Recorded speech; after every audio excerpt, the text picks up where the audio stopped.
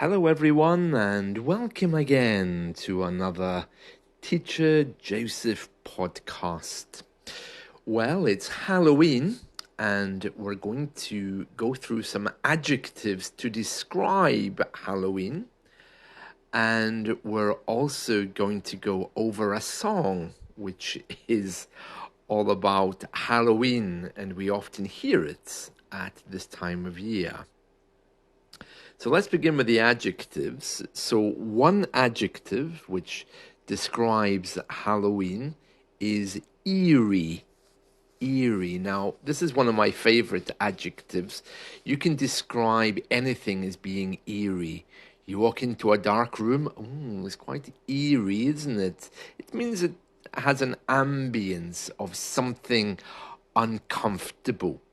It's not as strong as frightening, which is when you might want to run away, but eerie is, that makes me a little bit uncomfortable, you know, but in a dark and mysterious kind of way, in a kind of Scooby-Doo kind of way, if you know who Scooby-Doo is. That's that detective cartoon with the dog, and they're always solving mysteries.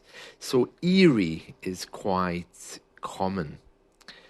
Other words that we might think of today, of course, mysterious, frightening, they're quite normal. Ghoulish is another one, and that means something related to the darker sides.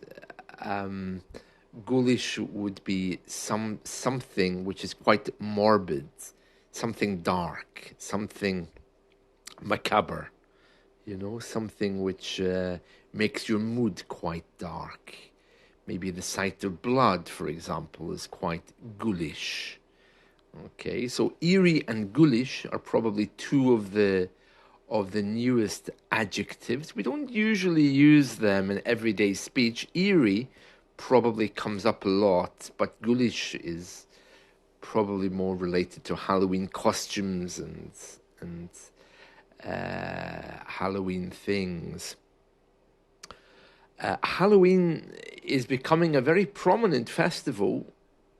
During most of my life, it was heavily suppressed because of the churches. They were never comfortable with it, and of course now that religion is no longer a central feature of UK life, people want to express themselves in perhaps darker ways that they weren't allowed to do before. So our government arranges a Halloween festival every year.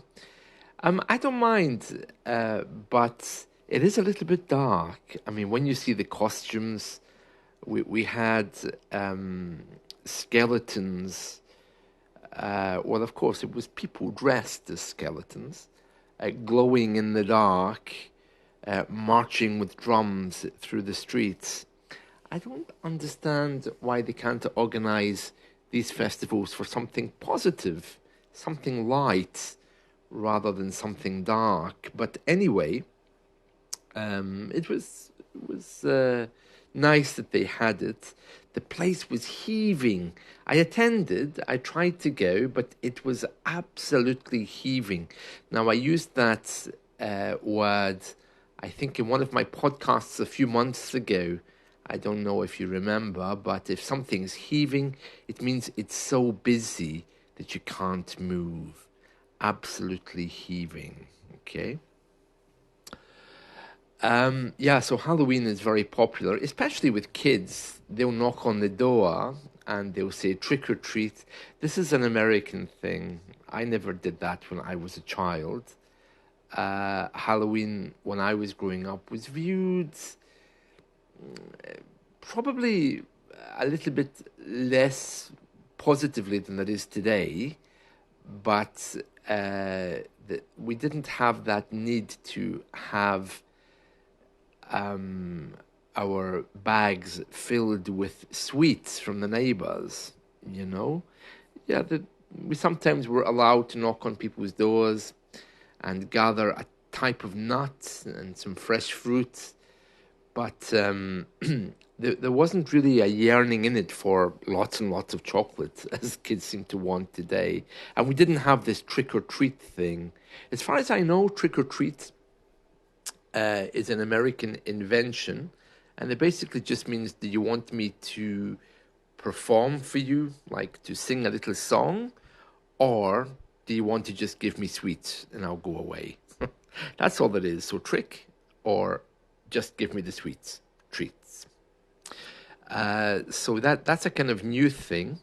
I do love watching Charlie Brown, though, at this time of year.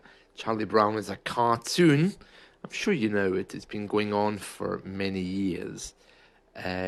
Charlie Brown is a cartoon character, and he does one with Snoopy, which is called The Great Pumpkin Patch. I think it's actually called It's Halloween, Charlie Brown, something like this. But he does a lovely celebration of Halloween. Must be quite old now because it's been going on since I was a child. So, yeah, Charlie Brown. One song I want to tell you about that you can find on YouTube, which is always related to Halloween. We're going to go through this because it's a funny song. It's a song called Monster Mash. Monster Mash. Now, mash is a type of dance, okay, from the 1960s. If you can imagine mashing potatoes, your arms go up and down. So there was a dance in the 1960s, and probably is still around today, where you move your arms up and down, and it looks like you're mashing potatoes because your hand is closed.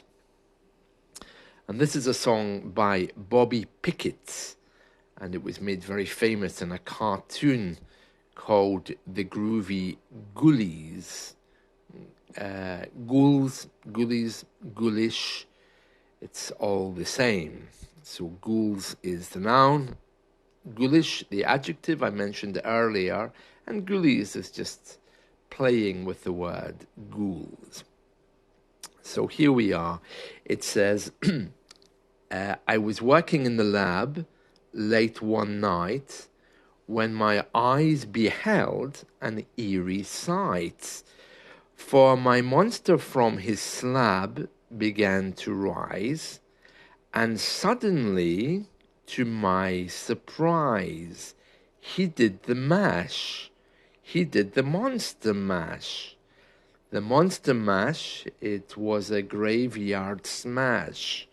He did the mash, it caught on in a flash. He did the mash, he did the monster mash. So, if you listen to this song, first of all, it's sang in a very strong English accent, in received pronunciation. So basically, it's Dr. Frankenstein talking about his creation. Yeah. I think the doctor's name was Frankenstein, wasn't it? Yeah. And then the monster we refer to as Frankenstein, if I remember correctly. But anyway, the doctor is saying in a very strong received pronunciation, I was working in the lab late one night. Lab is laboratory. When my eyes beheld an eerie sight. So basically when I saw an eerie sight. From his slab, the monster began to rise. A slab is a large piece of stone. And if you have stone tiles in your garden, if they're large ones to make a pathway, they're also called slabs. Okay? And then he says, suddenly to my surprise, he did the mash. So he did the dance, the monster mash. Okay, as he's calling it here. And then he says, it caught on in a flash.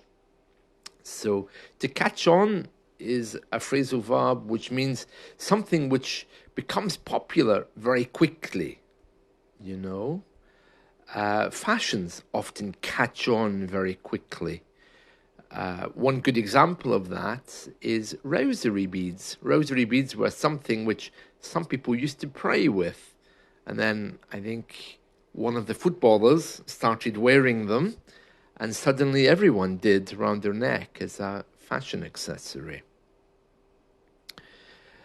He did the mash, he did the monster mash. So it caught on in a flash. So it became popular in a flash very quickly.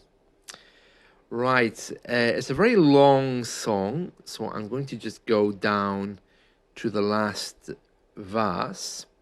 It says, now everything's cool. Drax, a part of the band, or presumably that's referring to Dracula, another creature associated with the night. And my monster mash is the hit of the land. It's talking there about either the hit records or the fashion of the dance. For you, the living, this mash was meant to. When you get to my door, tell them Boris sent you. Okay, I'm not sure the relevance here of Boris. It might be something to do with the fact that in one of the very fast Frankenstein movies, Boris Karloff was the actor. But generally, the name Boris here would be associated with Frankenstein or someone from the Frankenstein movie. It's funny because when I hear the name Boris, and there's many Russian people with that name, I always think of this song and of Halloween and these things. So there we are. That's a song for you to listen to today. Monster Mash by Bobby Pickett or by the Groovy Ghoulies. It's the same song. So very nice. There we are. There we are. Some fun, innocent fun for Halloween. So I hope you've enjoyed this. So yeah, eerie is the word of today. Ghoul, another word for ghosts. I don't really think you're going to get the chance to use those. Eerie, you probably will. You'll uncover that in a book somewhere. And of course, tonight will be the Day of the Dead in Mexico. I was talking to my Mexican friend the other day, and I asked him, what are you doing for Day of the Dead? And he said, oh, we have a table where we'll put up pictures of our dead relatives, and we'll leave food there. And he said, I always like to take a bottle of tequila and leave it on my grandfather's grave. And I said, really? So what happens after the Day of the Dead? I mean, presumably, the food and the drink that's left in the cemetery, you don't just leave it there, do you? What a waste. And he said, no, we go back and pick it up and then we eat it. But the idea is that the goodness has already been taken from it by the dead people. And I thought, well, it's better that than it rotting or going to waste, isn't it?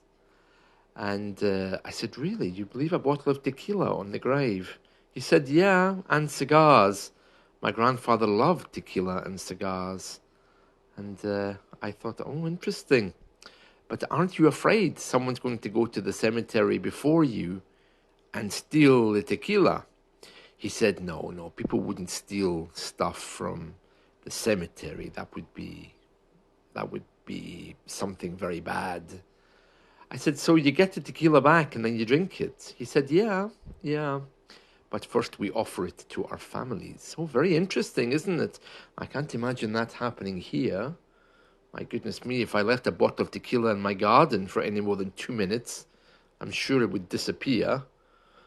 And leaving it in a cemetery, my goodness me. And I think tomorrow, across the Catholic world, people like to go to visit the cemeteries, to the graves of their family members. We don't have that here. I mean, there are some people here that like to visit cemeteries every week. And cemeteries in the English world, they're not scary places. They're places you can have a picnic in. You can go and just sit down and rest. You can just wander around them. They're just nice places to be. Sounds a bit strange, that, doesn't it? But in the English world, it's perfectly normal just to, have a wander around the cemetery to clear your mind. It's a very grounding place. And there we are. So that's Halloween. So whatever you're doing tonight, stay safe and make sure you keep the children safe as well, because these days with crime and other things happening, it's always best to keep an eye on them. And that's it from me. So enjoy your celebrations, and I'll talk to you all soon. See you. Bye.